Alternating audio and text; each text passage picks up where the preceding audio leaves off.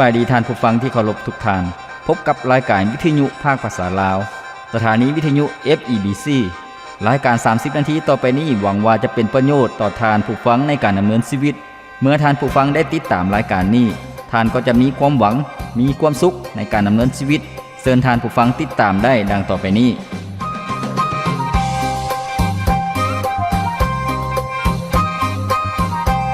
พระคำของพระเจ้าได้กล่าวไว้ว่าพระเจ้าองค์นี้เป็นที่พึ่งอันเข้มแข็งทรงจัดเตรียมทางอันปลอดภัยให้ข้าน้อยได้พระธรรม2 ซามูเอลบทที่22ข้อที่33สุขสบายดีพ่อแม่พี่น้องท่านผู้ฟังที่เคารพรักทุกท่านพบกันอีกเช่นเคยกับรายการชีวิตนี้ยังมีความหวังข้าพเจ้าพรประเสริฐผู้ดำเนินรายการยินดีต้อนรับท่านผู้ฟังเข้าสู่รายการของพวกเราซึ่งรายการของพวกเราเป็นรายการที่มีจุดประสงค์เป้าหมายให้กับพี่น้องประชาชนลาวทุกๆท่านได้รับประโพธิ์ได้รับแง่คิดได้รับกำลังและได้เรียนรู้สิ่งใหม่ๆท่านผู้ฟังที่เคารพที่ผ่านมารายการของพวกเรานั้นได้นำเสนอให้กับท่านผู้ฟังในหลายๆหัวข้อหลายๆภาคส่วนและรายการของพวกเราได้ออกอากาศทุกๆมื้อท่านผู้ฟังผ่านทั้งวิทยุช็อตเวฟท่านผู้ฟังตอนเช้าและตอนแลงตอนเช้าก็คือ 6:30 ถึง 7:00 นแล้วก็ตอนแลง 18:30 ถึง 19:00 นในช่วงตอนเช้าอยู่ในคลื่นช็อตเวฟ9795ท่านผู้ฟังแล้วก็ส่วนตอนแลงก็คืออยู่ในคลื่นช็อตเวฟ12095นั่นก็คือคลื่นของรายการของพวกเราผ่านทางวิทยุท่านผู้ฟังบ่เพียงแต่เท่านั้นรายการของพวกเรายังได้นำเสนอผ่านทางอินเทอร์เน็ตก็คือผ่านทาง YouTube แล้วก็ผ่านทาง Facebook ท่านผู้ฟังเพียงแต่ท่านผู้ฟังพิมพ์ภาษาอังกฤษเข้าไปคำว่า FEBC ลาวท่านผู้ฟังก็จะเห็นรายการของพวกเราเป็นหัวข้อเป็นภาคส่วนท่านผู้ฟังสามารถฟังสดแล้วก็ฟังย้อนหลังได้เชื่อว่าจะให้แง่คิดที่ดีสำหรับท่านผู้ฟังที่เคารพในมื้อที่ผ่านมาพวกเราได้รับฟังนะครับประพรณ์นำกันแล้วในหัวข้อที่บอกว่าความหมายที่แท้จริงของชีวิตของมนุษย์เฮาแม่นหยังท่านผู้ฟังก็คือว่ามนุษย์เฮาอยู่เพื่อหยังชีวิตของพวกเราจะเป็นชีวิตที่มีความหมายในแนวใดเชื่อว่าท่านผู้ฟังที่รับฟังไปแล้วจะให้แง่คิดจะได้รับพระพรท่านผู้ฟังหากท่านผู้ฟังท่านใดอยากรับฟังเพิ่มเติมหรือว่ารับฟังก็สามารถรับฟังย้อนหลังได้อยู่ใน Facebook ของพวกเราท่านผู้ฟัง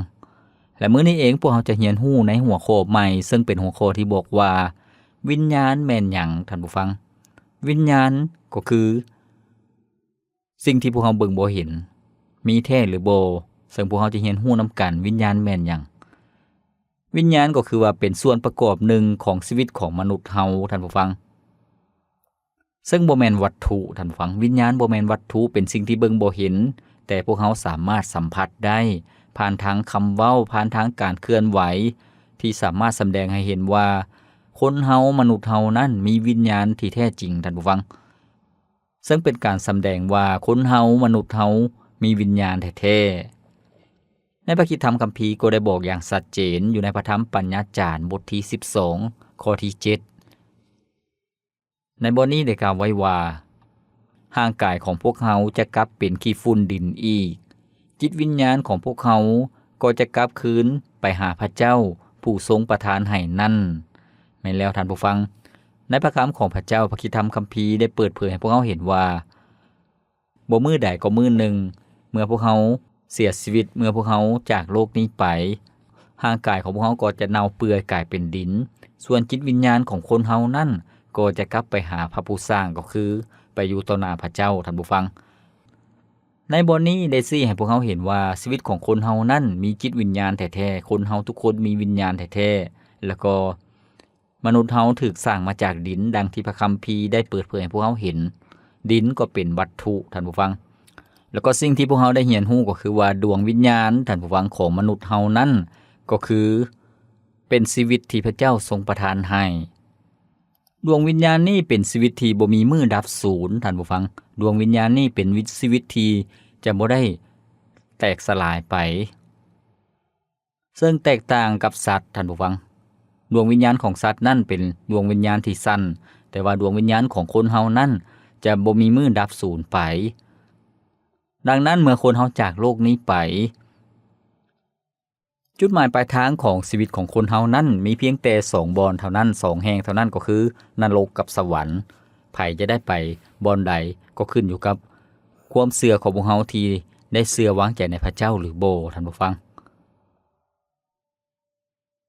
ความแตกต่างของชีวิตของคนเฮานั่นก็คือว่าคนเฮาทุกคน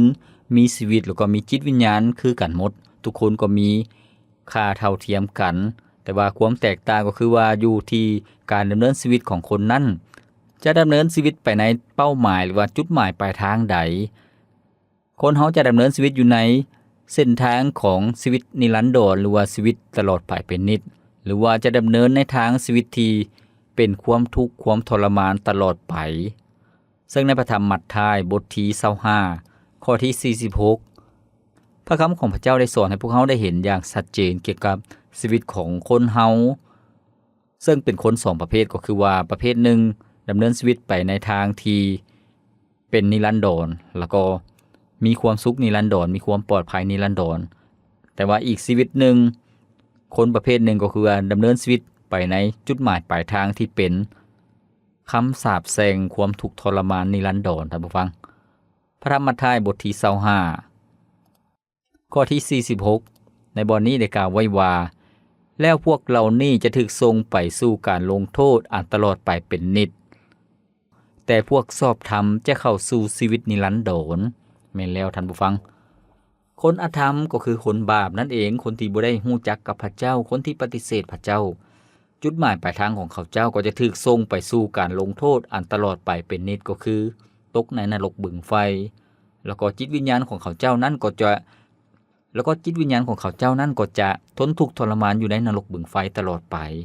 แต่พวกชอบธรรมก็คือว่าคนที่เชื่อวางใจในองค์พระเยซูเจ้าได้ถูกเอิ้นว่าเป็นคนชอบธรรมก็จะได้เข้าสู่ชีวิตนิรันดรในแผ่นดินสวรรค์ท่านผู้ฟังดังนั้นจิตวิญญาณของมนุษย์เฮานั้นเป็นสิ่งที่มีอย่างแท้จริงมีแท้ท่านผู้ฟังแล้วก็จิตวิญญาณของมนุษย์นั้นเป็นสิ่งที่ครอบครองในร่างกายของคนเฮาก็คือว่าครอบครองในทั้งหมดร่างกายของพวกเฮาก็คือจิตวิญญาณแล้วก็ครอบครองความคิดครอบครองคำเว้าครอบครองการกระทำทั่วร่างกายของพวกเฮานั้นถูกครอบครองด้วยจิตวิญญาณของพวกเฮาด้วยดวงวิญญาณท่านผู้ฟังขอบพระคุณพระนั่นก็คือความจริงวิญญาณของคนเฮานั้นสามารถอยู่โดยปราศจากร่างกายได้ท่านผู้ฟังก็คือว่าหากบ่มีร่างกายจิตวิญญาณเฮาก็ต้องออกจากร่างกายแต่ว่าจะไปอยู่ในแดนมรณะหรือว่าอยู่ในแดนสวรรค์ท่านผู้ฟังซึ่งคำสอนของพระคัมภีร์ได้บอกให้พวกเฮาเห็นอย่างชัดเจนก็คือว่าเมื่อพวกเฮาจากโลกนี้ไปเมื่อพวกเฮาหมดลมหายใจแล้วจิตวิญญาณก็ออกจากร่างกายจิตวิญญาณนั้นบ่ได้ไปล่องลอยไปอยู่กับต้นไม้ไปอยู่กับสัตว์บ่ได้ไปสิงอยู่ในบ่อนต่างๆบ่ได้เป็นแนวนั้นตามหลักคำสอนของพระคัมภีร์ก็คือว่าจิตวิญญาณนั้นก็จะไป2บ่อนก็คือ1แผ่นดินสวรรค์หรือว่าจะตกนรกท่านผู้ฟังจิตวิญญาณของคนเฮานั้นมี2บ่อนเท่านั้นดังนั้นข้าพเจ้าหวังอย่างยิ่งว่าท่านผู้ฟังทุกท่านอยากให้ท่านผู้ฟังทุกท่านที่จะมีชีวิตจิตวิญญาณที่มีความปลอดภัยได้รับความรอดพ้นจากนรกบึงไฟบ่ได้ตกนรกให้ได้เข้าในแผ่นดินสวรรค์ท่านผู้ฟังจิตวิญญาณของพวกเฮานั้นสามารถอยู่ได้โดยปราศจากร่างกายก็คือว่าเมื่อบ่มีร่างกายจิตวิญญาณของพวกเฮาก็ยังอยู่ในแผ่นดินสวรรค์แต่ว่าร่างกายบ่สามารถมีชีวิตอยู่ได้ปราศจากวิญญาณท่านผู้ฟังร่างกายที่บ่มีวิญญาณก็คือร่างกายที่ตายแล้วบ่ต่างหยังกับซีนหรือว่าผักหรือว่าเป็ดไก่ที่พวกเฮาฆ่าแล้วก็แช่ไว้ในตู้เย็นก็คือตายแล้วท่านผู้ฟังก็เป็นแนวนั้นฉะนั้นจิตวิญญาณซึ่งเป็นสิ่งที่สำคัญสรุปก็คือว่าจิตวิญญาณแม่นหยังท่านผู้ฟังจิตวิญญาณก็คือความคิดจิตใจอารมณ์การตัดสินใจแล้วก็ความรู้สึกซึ่งเป็นทุกส่วนทั้งหมดของร่างกายของคนเฮาท่านผู้ฟังขอบพระคุณพระเจ้ามื้อนี้พวกเฮาได้รับฟังนำกันก็คือว่าจิตวิญญาณแม่นหยังแล้วก็ก่อนที่พวกเฮาจะเรียนรู้ในภาคส่วนต่อไปที่บอกว่าพวกเฮาจะรู้ได้แนวใดว่าคนเฮานั้นมีจิตวิญญาณท่านผู้ฟังให้พวกเราพักฟังเพลงจากรายการของพวกเราก่อนจะ1เสียงเพลงแล้วพวกเราจะมาเรียนรู้นำกันอีกในภาคส่วนที่2ในช่วงต่อไป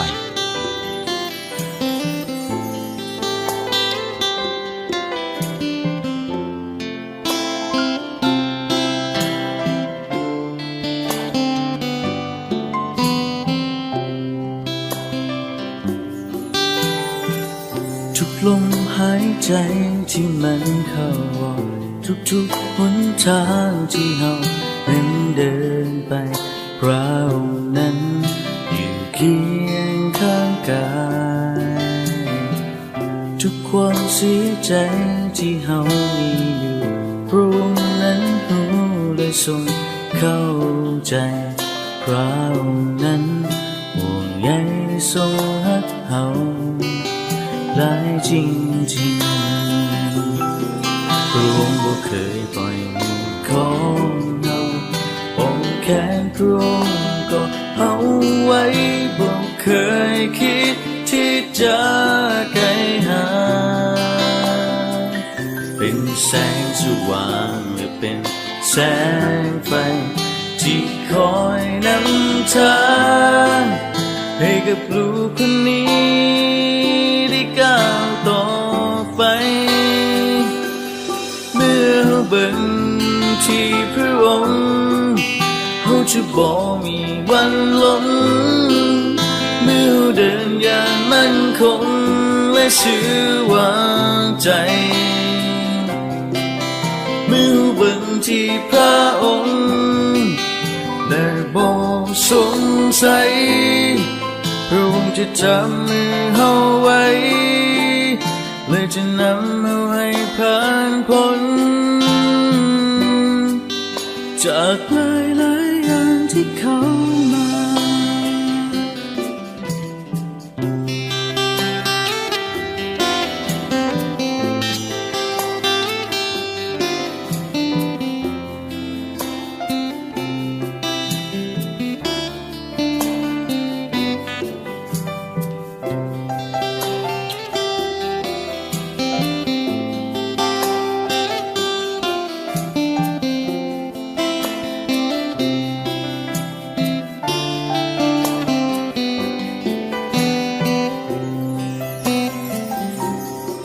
พระองค์บ่เคยปล่อยมือของเฮา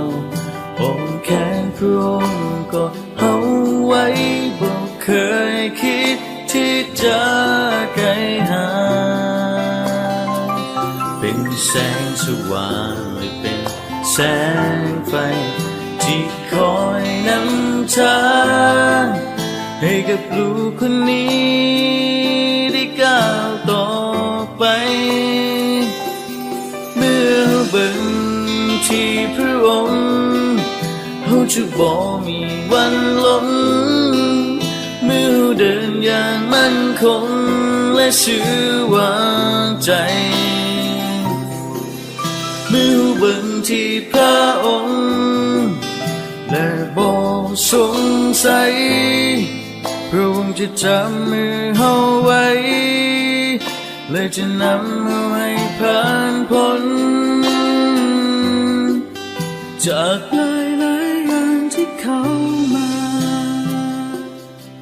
พระองค์จะจับมือเฮาไว้ท่านผู้ฟังที่เคารพมื้อนี้พวกเฮาได้รับฟังได้รับพรนำกันแล้วในหัวข้อที่บอกว่าวิญญาณแม่นหยังท่านผู้ฟังคนเฮานั้นมีจิตวิญญาณมีดวงวิญญาณแล้วก็ดวงวิญญาณนั้นแม่นหยังก็คือว่าวิญญาณก็คือรวมไปถึงความคิดจิตใจการกระทำคำเว้าของพวกเขา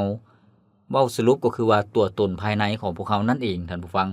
ร่างกายของพวกเขานั้นร่างกายของมนุษย์เฮาทุกคนต้องมีวิญญาณแล้วก็วิญญาณนั้นเป็นสิ่งที่อยู่ตลอดไปท่านผู้ฟังวิญญาณนั้นสามารถอยู่ได้ดวงวิญญาณของคนเฮานั้นสามารถอยู่ได้โดยปราศจากร่างกายก็คือว่าหากพวกเขาหมดลมหายใจไปแล้วเมื่อพวกเขาจากโลกนี้ไปแล้วเมื่อคนเฮาตายไปแล้วร่างกายก็เน่าเปื่อยแต่ว่าจิตวิญญาณนั้นก็ยังคงอยู่แต่ว่าจะอยู่ในแผ่นดินสวรรค์หรือว่าอยู่ในแผ่นดินนรกท่านผู้ฟังนั่นก็คือจิตวิญญาณแต่ว่าร่างกายของพวกเขาบ่สามารถอยู่ได้โดยปราศจากวิญญาณหากบ่มีดวงวิญญาณแล้วร่างกายของพวกเขาก็จะตายท่านผู้ฟังดังนั้นจิตวิญญาณของคนเฮาจึงเป็นชีวิตที่แท้จริงของคนเฮาชีวิตภายในของคนเฮาท่านผู้ฟังหลายคนจะมีคำถามที่บอกว่าแล้วคนเฮานั้นมีวิญญาณหรือบ่พวกเขาจะรู้ได้แนวใดว่ามนุษย์มีจิตวิญญาณท่านผู้ฟังดังที่พวกเขาได้รู้นำกันในช่วงทำอิฐก็คือวิญญาณของคนเฮานั้น เป็นตัวตนภายในของมนุษย์เฮาเป็นส่วนประกอบที่บ่แม่นวัตถุ แต่เป็นดวงวิญญาณของพวกเฮาดวงวิญญาณนั่นเป็นผู้ครอบครองร่างกายของคนเฮาท่านผู้ฟังซึ่งแม้นว่าพวกเฮาเบิ่งบ่เห็นแต่ว่าก็สามารถฮู้จักได้ผ่านการสำแดงผ่านทางความคิดจิตวิญญาณของคนเฮานั้นสำแดงออกมาผ่านทางคำเว้าการกระทำแล้วก็ความเชื่อนั่นเองท่านผู้ฟังก็คือว่าการนับถือศาสนานั่นเองความรู้สึกต่างๆของมนุษย์นั้นมีจิตวิญญาณสิ่งเหล่านี้แสดงให้พวกเฮาเห็นว่าจิตวิญญาณของคนเฮานั้นเคลื่อนไหวอยู่ในร่างกายของพวกเฮามนุษย์มีจิตวิญญาณอย่างแท้จริงท่านผู้ฟังชีวิตของมนุษย์เฮานั่นขึ้นอยู่กับวิญญาณนั่นเองก็คือว่าหากบ่มีวิญญาณก็เป็นคนที่ตายแล้วก็จะบ่มีความรู้สึกบ่มีการตอบสนองบ่มีอารมณ์บ่มีสิ่งต่างๆเกิดขึ้นพวกเฮาจะเห็นว่าคนเฮานั้นมีความรู้สึกดีใจรู้สึกโศกเศร้ารู้สึกเสียใจแล้วก็รู้สึกยิ้มนัวหัวมวนสิ่งนี้หมายถึงอารมณ์ความรู้สึกที่สื่อสารออกมาจากจิตวิญญาณจากภายในของพวกเขารวมไปถึงความรู้สึกของร่างกายท่านผู้ฟังสิ่งเหล่านี้ได้ให้พวกเขาเห็นอย่างชัดเจนว่ามนุษย์เฮาคนเฮาทุกคนล้วนแต่มีจิตวิญญาณท่านผู้ฟังหากถามว่าจิตวิญญาณมาจากไสคำตอบก็คือว่าจิตวิญญาณนั้นมาจากพระเจ้าทรงมอบให้มนุษย์จึงเห็นให้มนุษย์นั้นมีชีวิตในพระคิดธรรมคัมภีร์พระคำของพระเจ้าปฐมกาลบทที่2ข้อที่7ได้กล่าวไว้ว่าแล้วพระเจ้ายาเวห์พระเจ้าก็เอาขี้ดินแต่พื้นดินมาปั้นเป็นทรายและเป่าลมหายใจใส่หูดังของทรายที่ถูกปั้นขึ้นมานั้นให้มีชีวิตทรายที่ถูกปั้นนั้นก็เริ่มมีชีวิตแม่นแล้วท่านผู้ฟังพวกเขาจะเห็นว่าพระเจ้าทรงเป็นบ่อเกิดแห่งชีวิตพระเจ้าทรงมอบวิญญาณให้กับมนุษย์เฮาท่านผู้ฟังดังนั้นมนุษย์เฮาจึงเป็นผู้ที่มีชีวิตหากร่างกายของพวกเฮาบ่มีวิญญาณก็บ่มีชีวิตพระเจ้าทรงสร้างมนุษย์ตามรูปลักษณะของพระองค์ให้สิทธิอำนาจในการครอบครองสิ่งทั้งปวงที่พระเจ้าทรงสร้างขึ้นพระเจ้าทรงอวยพรให้มนุษย์นั้นสามารถสืบเชื้อสายก็คือว่ามีลูกมีเต้าเพราะว่าพระเจ้าทรงสร้างเพศชายแล้วก็เพศหญิงอย่างชัดเจนเมื่อผู้หญิงผู้ชายแต่งดองเป็นผัวเป็นเมียกันอยู่นำกันก็มีลูกมีเต้าท่านผู้ฟังซึ่งพระเจ้าทรงให้สิทธิอำนาจกับคนเฮาในการที่มีคนสืบเชื้อสายก็คือมีลูกมีเต้าซึ่ง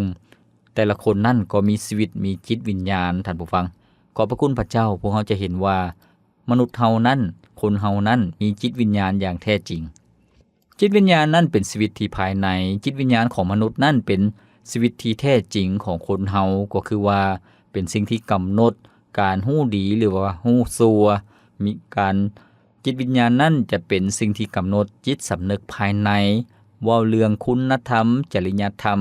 หรือว่าศีลธรรมสิ่งที่ถูกต้องสิ่งที่ผิดสามารถใจแยกได้สิ่งเหล่านี้ได้ให้พวกเราเห็นว่ามนุษย์เฮานั้นมีวิญญาณจิตที่สูงส่งกว่าสัตว์ทั่วไปท่านผู้ฟังมนุษย์นั้นมีศีลธรรมเพราะว่าพระเจ้าทรงสร้างมนุษย์แล้วก็ให้มีจิตวิญญาณพวกเขาจะเห็นว่าบ่มีผู้ใดสอนคนเฮาแต่ว่าพวกเขามีความรู้สึกภายในว่าสิ่งนี้ถูกต้องสิ่งนี้ผิดท่านผู้ฟังอีกด้านหนึ่งการที่วิญญาณออกจากร่างกายแล้วก็เป็นการยั่งยืนว่ามนุษย์ของพวกเขานั้นมีวิญญาณประสบการณ์นี้เคยเกิดขึ้นในศาสนาต่างๆท่านผู้ฟังในคำสอนต่างๆซึ่งหลายๆคนก็มีประสบการณ์ที่วิญญาณออกจากร่างกายแล้วก็คนนั้นก็คือกันกับคนตายท่านผู้ฟังบ่ฮู้สึกบ่ฮู้หยังเลยแต่ว่าเมื่อวิญญาณเข้าสู่ร่างกายอีกก็เป็นคนที่มีชีวิตขึ้นมาอีกท่านผู้ฟังที่เคารพหลายๆคนมีประสบการณ์ที่วิญญาณออกจากร่างกายแต่ว่าบ่ได้ตายท่านผู้ฟังก็คือว่ามีประสบการณ์ที่แตกต่างกันไปซึ่งในพระคิดธรรมคัมภีร์ก็มีคนหนึ่งชื่อว่าอาจารย์โปโลเพิ่นได้เป็นพยานเกี่ยวกับชีวิตที่วิญญาณออกจากร่างกายเป็นการสำแดงที่มาจากพระเจ้าท่านผู้ฟังซึ่งในพระธรรม2โครินโธบทที่12ข้อที่2ถึงข้อที่4ได้กล่าวไว้ว่าแต่14ปีมาแล้ว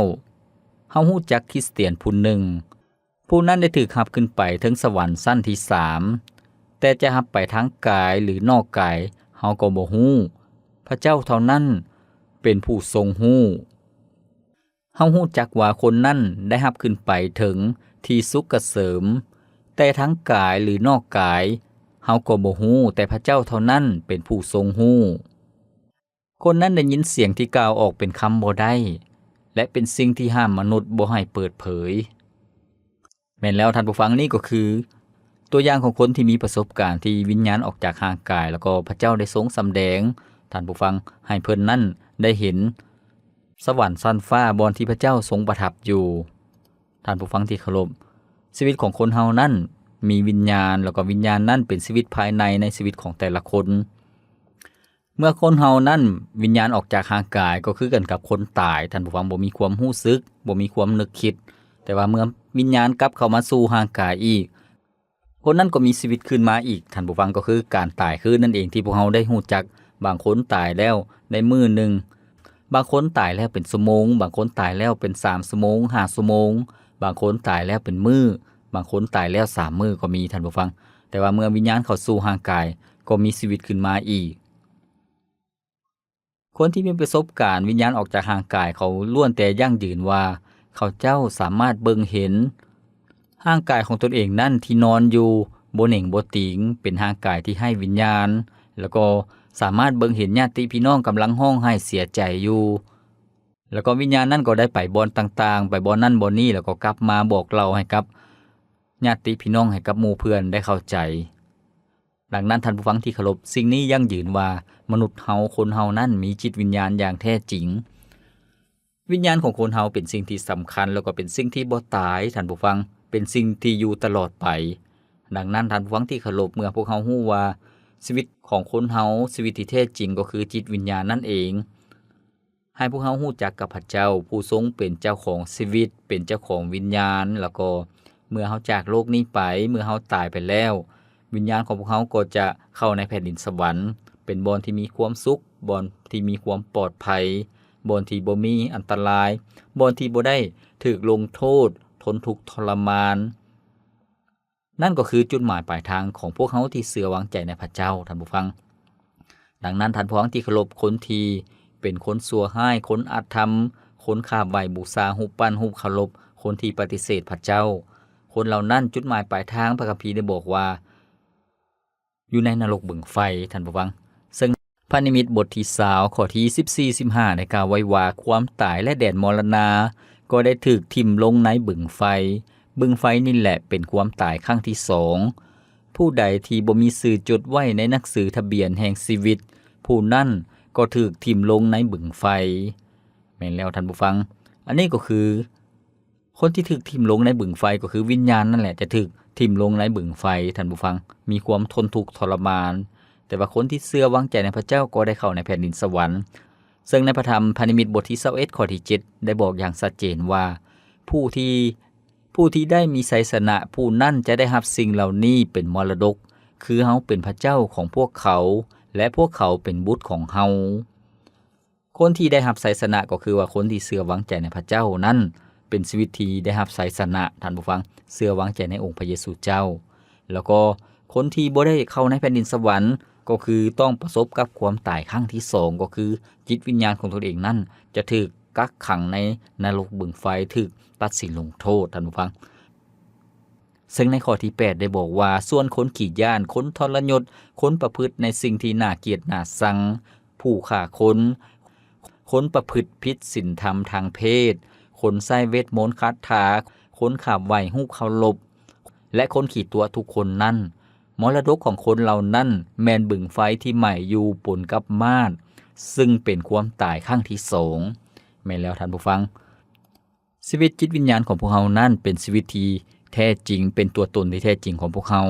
แล้วก็จุดหมายปลายทางของพวกเรานั้นให้พวกเรามีความตั้งใจมีความมุ่งมั่นปรารถนาอยากอยู่บ่อนที่ปลอดภัยบ่อนที่มั่นคงบ่อนที่มีความสุขบ่แม่นบ่อนที่ทนทุกข์ทรมานดังนั้นให้จิตวิญญาณของพวกเราที่จะเข้าในแผ่นดินสวรรค์โดยการเชื่อวางใจในพระเยซูเจ้าคนที่เชื่อในพระเจ้าก็มีชื่อจดไว้ในปึ้มหนังสือแห่งชีวิตอยู่ถึงสวรรค์พวกเราก็ได้เป็นประชากรของพระเจ้าเป็นลูกของพระเจ้าพวกเราบ่ได้ถูกตกนรกบึงไฟนั่นก็คือชีวิตที่มีความปลอดภัย ชีวิตที่รอดพ้นจากการถูกลงโทษท่านผู้ฟังขอบพระคุณพระเจ้าดังนั้นท่านผู้ฟังที่เคารพบรรดาคริสเตียนก็คือผู้เชื่อในองค์พระเยซูเจ้าทุกๆคนล้วนแต่มีความหวังล้วนแต่มีความเชื่อในชีวิตหลังความตายก็คือว่าพวกเขาจะได้เข้าในแผ่นดินสวรรค์นั่นก็คือพระสัญญาของพระเจ้าการรับรองการยั่งยืนจากพระเจ้าขอบพระคุณพระเจ้า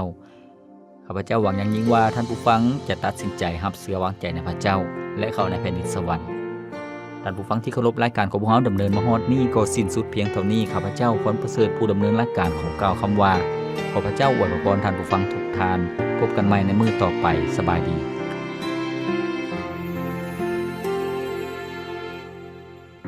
ถ้าหากชีวิตคนเฮาที่เป็นไป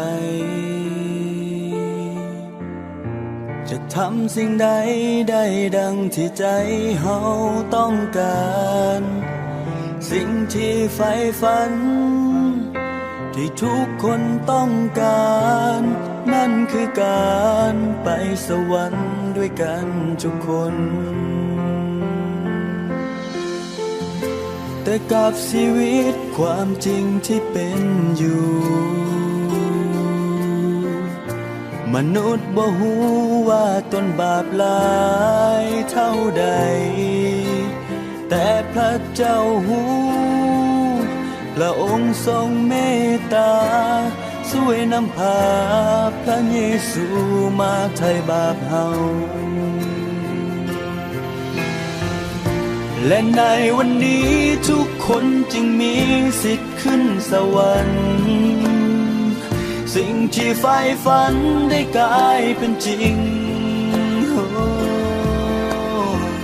เพียงเฮายอมรับให้พระเยซูเป็นพระผู้ไถ่และจงไว้ใจพระองค์คือผู้นำทางเพียงอยากให้หูความจริงที่มีว่าพระองค์นั้นนาทรงหักพวกเฮาทุกคนอยากให้เฮาหูให้เฮาได้เข้าใจว่าบ่มีสิ่งใดที่จะเปรียบปานถ้ามีปัญหาและเรื่องใดที่เฮากังวลให้อธิษฐานและไหว้วอนให้เฮาทูลขอจากพระองค์ผู้เป็นพระเจ้าและจงมั่นใจเชื่อในพระสัญญา